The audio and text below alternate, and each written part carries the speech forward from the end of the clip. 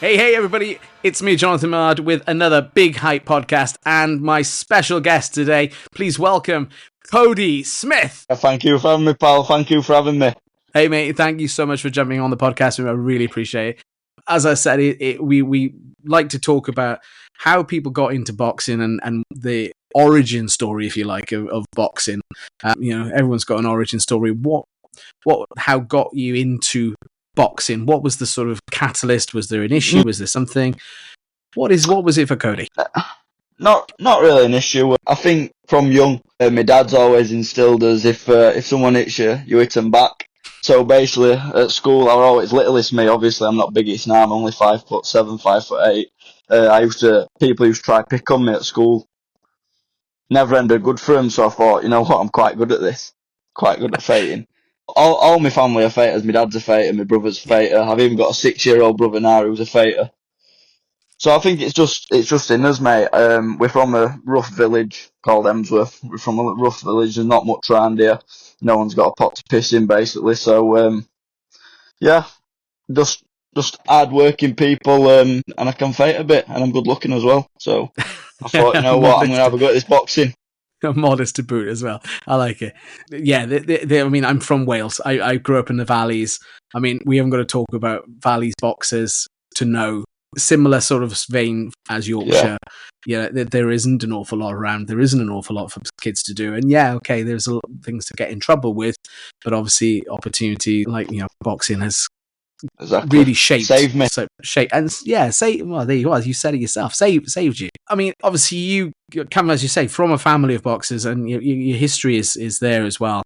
But how did you get into the gym? What sort of came about to you actually thinking, well, actually, okay, you said you were pretty good at it. What drove you then to go into the gym? Yeah, so obviously when I was younger, we're fighting in the street, and that's no good for all kids out there watching this. If you're watching, don't be fighting in the street. It's not good for you. No, but don't do that. I was watching my dad sparring and that. My dad didn't do no big in boxing. He was just an hard man. And I used to watch him, and then there was a lad called Kieran Dickens, who was my brother's best friend. And he was a couple of years older than me. And I used to see him always, he always had birds around him and that. And he was quite a cool kid. And he used to do a lot of boxing at local amateur gym. So I thought, you know what, that's what initially made me go to the gym. I thought, I wanna see what he's saying. So I went down to the gym, and then from that day then, just fell in love with it. I don't know if I chose boxing or boxing chose me, but it stuck with me from 9-year-old. I first walked in a gym, and I'm 20 now, 21 in December, and love ain't gone. So how many bouts have you had in the amateur? Because I couldn't find them all. I can find what BoxRec tells me, which is probably not the full picture. Nah, I had 72, I think. 72, Lost 7. I only lost 7 out of 72. Really? Yeah, I had a good amateur record. Probably one at best in UK, to be fair. And the kids at my weight at 60 kilo were always the best. The 60 kilo division in the amateurs is always the best. And I were always in there. I ain't grown since I've left school, since I was 16. I ain't grown, me. So I were always 60 kilo. And that were always the best. I've beat some good kids, and I've had some good fights in amateurs. It standed me in good stead, to be fair. Well, obviously, people saw that and saw that career. I mean, I'm impressed with it as well, and be involved in the amateur side of myself. And I like to give back as much as I can as well by turning up to watch the amateurs and announcing for those guys as well, because it's they're the future. Like you now are our future, the future of our sport. We're starting to come into it. 100%. What was I going to say? You've done a few caps. You did a few England ones as well. You're up there, like you say. That division, 60 kilo, is normally a tough division anyway. And kids naturally sit at that. So you naturally sit at that sort of lightweight. Yeah, listen, in amateurs, some people are cutting weight from 64 kilo, weighing in that same day at 60 kilo, starving the sends for 3 days. Hey, I used to eat my breakfast before the weigh-ins. I used to have eggs on toast and a bowl of porridge before I weighed in for the amateurs. And I still used to weigh in at like 59.7 kilo, 59.6 kilo. I was always just what I am. And I know we're at my amateur stage at the minute, we're talking about my amateur stage, but I turned pro, and I was cutting too much weight, and it started my pro career. That's what we're doing. Me, I was drained, and from now on, I'll never cut weight. I never did cut weight, and then I started when I turned pro, and it's a myth that you'll be bigger in ring, you'll feel better in ring. It's a myth. At the end of the day, you are what you are, and I think you should fight at what you are. I think that'd make it a lot more safe as well. Oh, we could go into that whole thing around cutting and things like that. I mean, it's not a taboo subject, but it is a sort of very sort of difficult conversation to have, particularly with some people. Like you say, there are people who believe that is, you should be able to cut weight and you should be able to fight at whatever lower weights, etc. Yeah. And they're obviously like you're saying there, probably you feel though lethargic maybe at that weight if you've dropped off. You've dropped 100%, off. yeah. You're not yourself in that capacity. You're trying to sort of cope with dealing with that hydration issues. The other one around it. It's a minefield to walk around, and we'll you sort of touched on it there. But I think going forward, obviously, you said let's just look at that. Let's just go now. We'll go into it as you've already raised it. You signed pro. You turned pro at 19. Yeah. And Wasserman, straight away, we're interested, obviously, with you and taking you forward with them as well. So, how did that all come about? Well, my manager at the minute and my former coach, Codie Smith, he was signed to Nissa and Caller's dad, Wilfred Sowland, when he was a professional. Mm-hmm. So we already had them contacts. At the time, I was getting fed up with amateur boxing. There were a lot of politics involved. And I just fell out of love with doing the same thing year after year. I were only getting fights in championships, 6 fights a year. I was just getting bored at the same routine. Championships, then done for the rest of the year. Championships, done. Maybe a few box cups, done. So I said to Stevie, look, I want to turn pro. I said to my dad, I want to turn pro. Went and met Nissa, actually. Went and met Nissa down at London, and we felt like they were great people to go with, so I just put pen to paper, and that's where I am now.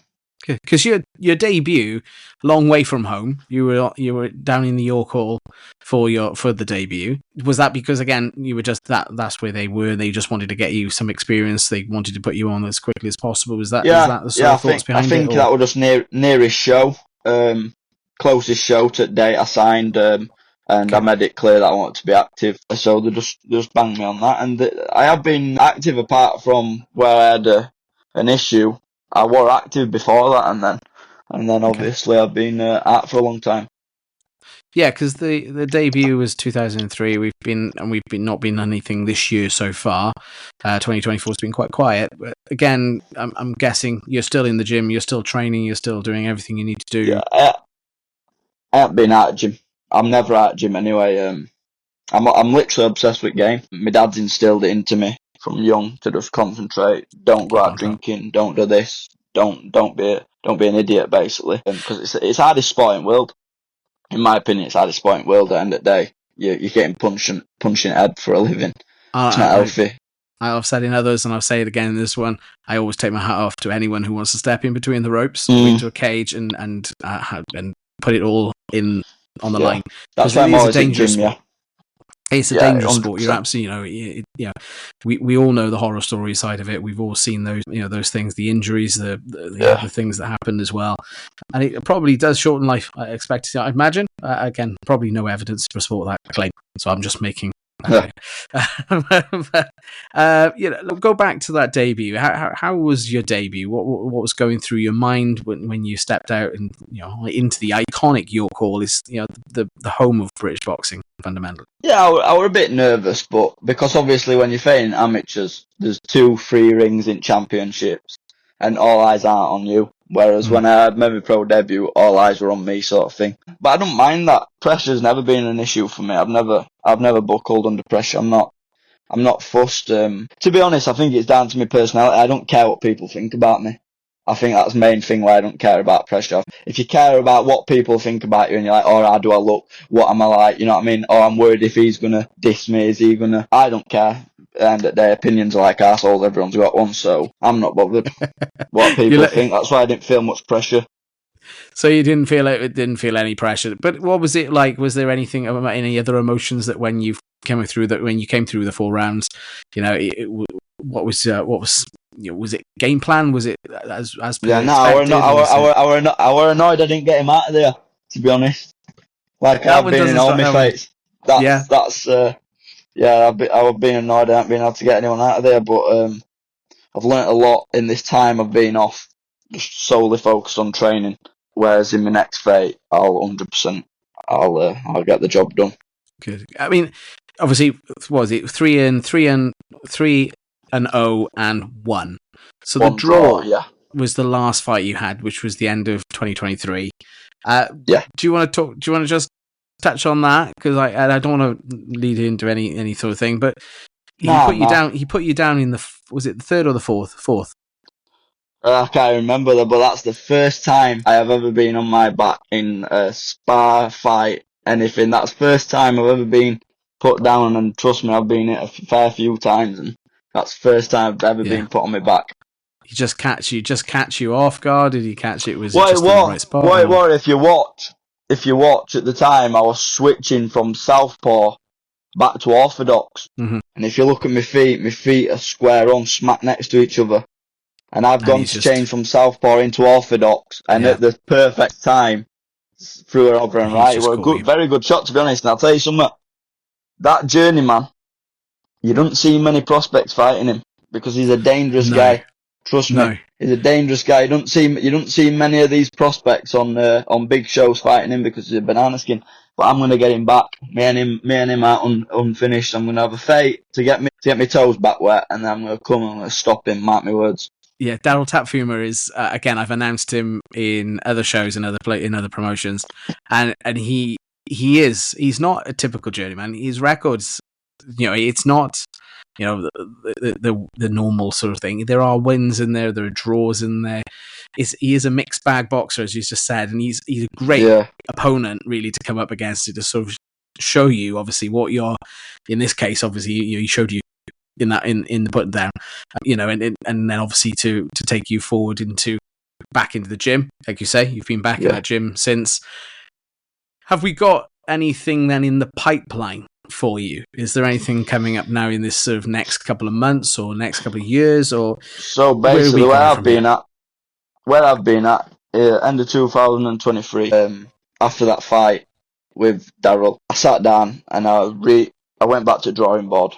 Because I wasn't happy with performances. Any of my performances I haven't really been happy with. But I am a perfectionist, but I haven't been happy with the performances. I went back to drawing board and I decided I needed a team around me because I was training on myself. Right. And I just made my coach and I needed a team around me. So I left my coach, who was now my manager. I left my coach, Codie Smith, and I decided to join all the boys from Leeds, Keith Walton, Justin Newell, they're my coaches, and I've got Ishmael Davis in my camp, Jack Bateson, Z Magic Man, and I believe that there has turned me from a boy 10 months ago into a man now. Not development wise, but mental wise. Yeah. Just things Keith's put me through. Trust me, Keith's he should be training military because he's ruthless.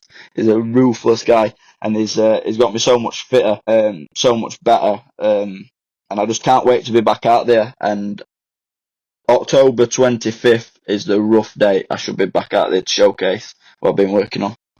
Good stuff. Good stuff. So we're still 20 October 25th. It'll soon come around, and before you know it. So are you back in camp then full time now or part time or? Listen, mate. I ain't been out of camp yet. No, fair enough. Yeah, Keith's given me a week off in all this time because when I first joined the gym, we're end of December going into January, Ishmael were trained to fight Troy Williamson. Mm-hmm. So it just made me train with Ishmael, see what we're all about, and then I did a camp for Zahid as well, and I've just been in camp, and I've had a lot of problems with my medical. My license back. I were in a bad place about my license. I didn't know whether I was going to be able to box again. It was that bad. Okay. But through all that, I've just carried on training, stuck to whatever. Because honestly, mate, we're in a bad place. Like it was touch and go whether I were going to get my license back. Okay. Anyway, I finally got everything sorted. Yeah. And now I'm glad I stuck to alt training and didn't take any time off. I was like, I'm not doing this for no reason. I'm going to go drinking. I'm going on holidays, blah, blah, blah. I stuck to training and it's paid off and I'm fit. Right now this week, I'm feeling benefits of it, to be fair. Good. So lots of things, obviously, that's now. Where can you, I've already said to you when we before the podcast, I think you've got star potential and I think you're going to go quite a long way in this sport just from watching your fights that I've seen. And I can't say, obviously, I haven't seen them all. I've seen 3 of them out of the four bouts that you've had so far. What is the end goal for you in boxing? The end goal in boxing for me, and people probably laugh and think, no way you can do it, but they're small-minded people. For me, I've said it before, I want a car for every day of the week. I want my dad, my brothers, my sisters, my stepmom, I want everyone in my family to be able to do whatever they want, go on holidays when they want, live in whatever houses they want. But I just want financial freedom and to be able to be known as the best boxer Great Britain's ever had. That's the ultimate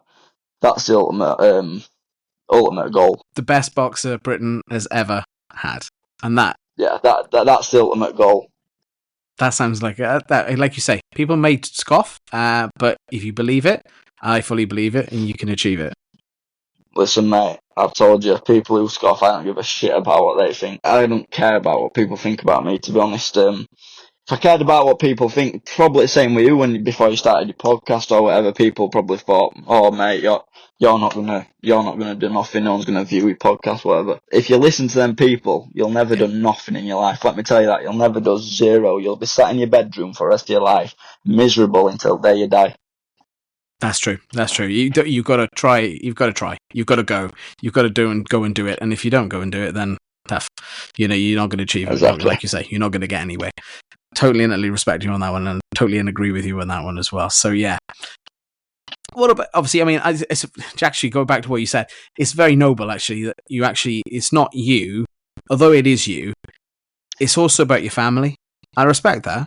Yeah. I respect that a lot. Yeah. You want to look after not just yourself. Obviously, you're doing it not just for yourself, though. You're doing it for your family. You want them to be able to have a level of life. 100%. My family's everything, mate. My family's everything to me. Family's first. God and my family's first. No matter what. Before all boxing, that who you got your family at the end of the day. And my dad's done a lot for me. My dad's the best man I've ever known on the planet. And when one day when I lift that world title, first man's shoulder I put it on is my dad's. So you've answered the question, which is next. Obviously, what type of belt? What belt do you want? Obviously, a world championship. Is there a desire or a thought of which world championship or all of the world championships? WBC is the best one. Green and gold is the best one. I think that's the most iconic one. But undisputed is the ultimate goal. If you want to be greatest that Britain's ever had, you need to be undisputed because there's been a lot of very, very good world champions from England. So yeah, undisputed would be the goal. Maybe a belt for each one of my family members' shoulders. That's a lot of gold then. Yeah. Obviously, like you say, I mean, obviously, what are you taking at the moment from boxing? You sort of that you think, actually, I can use this skill outside of boxing. Is there something that you sort of one thing that you might sort of say I can use that outside of boxing at the moment? Boxing's all I've ever known since I've been 9, so it's just my head boxing. Okay. But what I would take out of it, if I were to give advice to anyone, is for some reason the harder you work, the luckier you get, and it's not a coincidence. The harder you work, for some reason, you'll always find that you'll do better in things, and things will start falling into place. And if you're disciplined and you eat right, and you go to bed at right time, and you train hard or you work hard, whatever you do, things will start falling into place, and people will call it luck. Oh, it's lucky. He's done that because he's lucky, but no. If you look behind the scenes and you add all twos up together, you'll understand that if you do things properly, then everything will fall into place. And I think that'd be my main piece of advice that I'd take into a business, that just work hard and do things properly, and you'll reap rewards. That's a fair thing to take on board. dedication is probably the word that would cover that. Yeah. Dedication to the cause and what you want to do and where you want to go, and keep focused on it. And yeah, like you say, that's good. So once the dust has settled on a career, a world championship career, I have no doubt, undisputed, if it comes, I'll owe you a $5. I'll put you a $5. I doubt me on that one. You will be. No, no. I'm not doubting. But I'm going to give you a $5 if you get the undisputed. I'll give you a $5. Because I think, like you said earlier, politics and stuff sometimes gets in that way. Yeah. Oh yeah. I mean, we've seen that in the game ourselves now. Recently with what's going on. There are certain things that should be happening. It shouldn't be happening. Fights that should be made and aren't made, or it's been sorry forever, hasn't it? Yeah, and we can talk about that. But that so if you get it, mate, I don't doubt you can't do it in the ring. I am just the politics around it. Maybe that might be more the issue rather than the actual fight itself. All right, so I'll give you a $5 if you get that undisputed championship. I'll video record this and mate, it's on the podcast. It's in the podcast. You can have it. It's fine. I'll hold you to it. But I think that's my only thought about the politics side of it, because it does get a bit muddy and a bit murky. Yeah, it's bad. It's bad. Like you say, I hope that fight comes together for you, and I hope that I don't hope. There's no hope. I know you'll do really well out of that, and I can pull out for that at a later stage, because I'm not supposed to show favour as an official of the year of the British Boxing Board of Control, but tough it is. So there we go. But no, I think obviously, going outside of boxing, what would you like to, again, once the dust has settled on the career and you've put it all to bed, and you said boxing, like you say, all you know, but what are you going to try and do then? I think I want to give back. I think ultimately, when I'm sat in an house big enough to house 200 people and all that, what I want, I think it'd be rude not to give back. I think a lot of people take advantage of boxing. I believe I'm blessed. Now I've had to go through all I've gone through with getting my licence. I'm grateful that I can actually just go training and see my pals, at training, Ishmael, Keith, and that's my job. So I'd want to give back to the game as well, because a lot of people, they reap a lot of rewards, and fair play to them, because they do deserve it, because it is a very hard game. But I think more people need to put back in and do a lot more for boxing. So that's what I do. For kids around here, I wouldn't be going into these cities with already rich governments or whatever. I'd be doing it in Yorkshire, in Emsworth, surrounding areas, like you said, where you're from, deprived places. I'd put gyms in. I'd do work for people like that. And I said in another podcast with another boxer that it's in your blood. Once it's in your blood, it sticks with you, doesn't it? And you want to, obviously, as you say, you want to show back and give back, and that's totally and utterly understandable. When it's in your blood, you find it hard to put down. When we go to meets and when we go to boxing shows, for the punters it's a show. It's I've said this before in the podcast. It's a show. They come for a great fight. But for us as people involved in the sport and the industry, we're out here to see our mates. Like you said there earlier, you go and train with your mates. Exactly. You go to shows to meet up with people that you haven't seen for a while. Retired boxers all come to the shows. I'm very lucky. I get to work in London quite a lot, so I see a lot of the the boxers that are retired come to shows because they want to be still want to be involved and give back as much as they can as well. So totally understand that.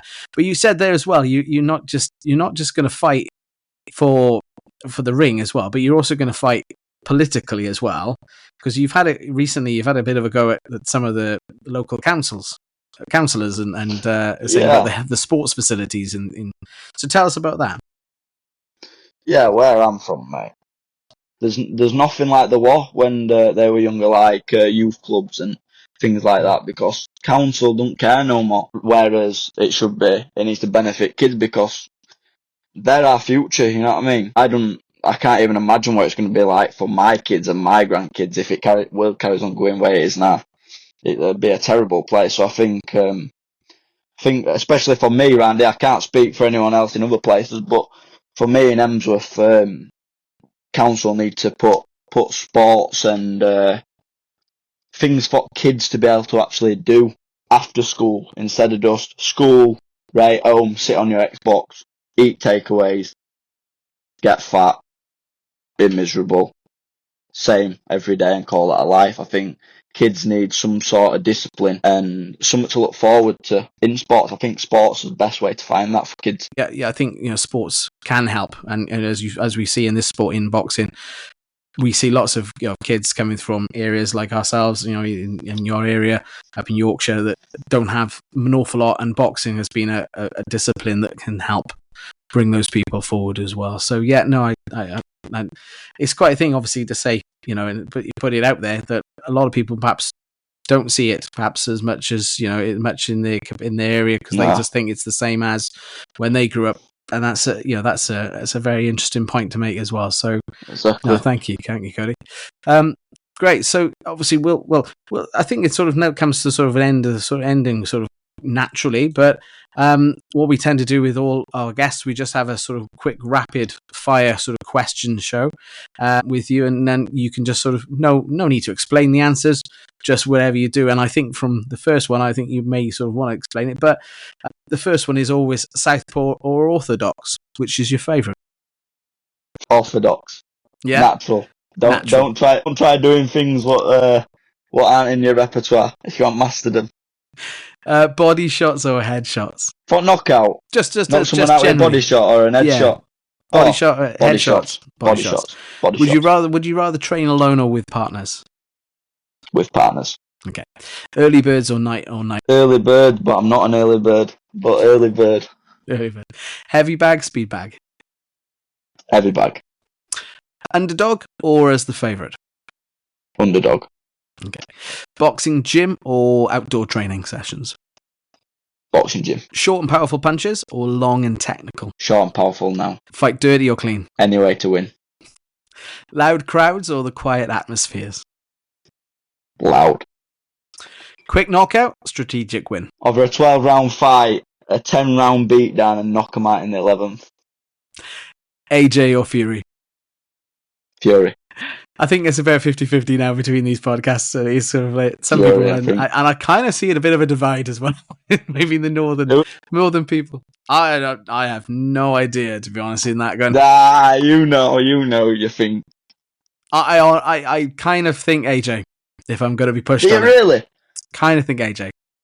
Yeah.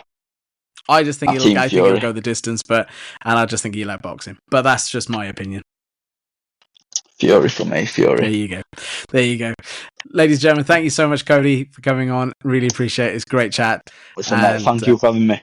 My pleasure. How do people get in contact with you? How do they follow you? How do they get involved with your story? My social media, Codie Smith on all social medias. And yeah, just keep an eye out for me. I know I'm not the biggest name yet, but one day I'll be up there. Thank you, Cody. Thank you. Top man, mate. Thank you for having me. No worries. Hey, I hope you've enjoyed this podcast. Please don't forget to subscribe and like this and follow this on all of the platforms that you're following your podcasts on, and keep it locked in for every Tuesday at 12 o'clock. We'll be launching a new podcast. So keep it on, the Big Hype Podcast.